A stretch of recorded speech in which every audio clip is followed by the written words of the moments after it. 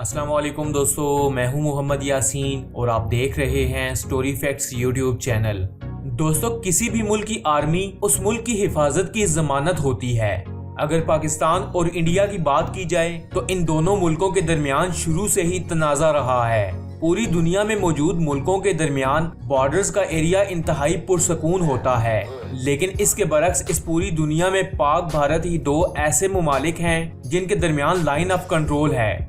दोस्तों, इस बात में कोई शक नहीं कि भारत पाकिस्तान से आबादी में बहुत ज्यादा है और इसकी आर्मी की तादाद भी पाक आर्मी से 3 गुना ज्यादा है। लेकिन ये बात भी पत्थर पे लकीर है कि पाकिस्तानी आर्मी के सोल्जर्स भारत की आर्मी के सोल्जर्स से 10 गुना ज्यादा बहादुर, मजबूत और दलेर हैं। इंडियन आर्मी का बजट चाहे पाकिस्तान आर्मी से ज्यादा हो, लेकिन पाक आर्मी आलमी दुनिया में एक प्रोफेशनल आर्मी के तौर पर जानी जाती है। दोस्तों, पिछले कुछ अरसे से इंडियन आर्मी के जवानों की काफी वीडियो सोशल मीडिया पर गर्दिश कर रही हैं, जिनमें वो रोते हुए, भागते हुए और फरियाद करते हुए दिखाई दे रहे हैं, जिससे साफ पता चलता है कि पाक आर्मी का खौफ कैसे इस आर्मी के दिल में बैठा हुआ है। इंडियन आर्मी के जवान जब पाक आर्मी के सामने आते हैं तो हवास बाख्ता होकर गिरने लग जाते हैं।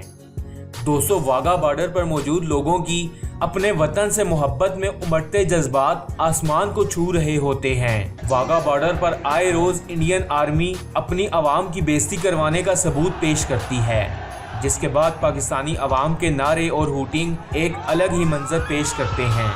ऐसे ही कुछ मनाजर मुलाहिजा फरमाइए।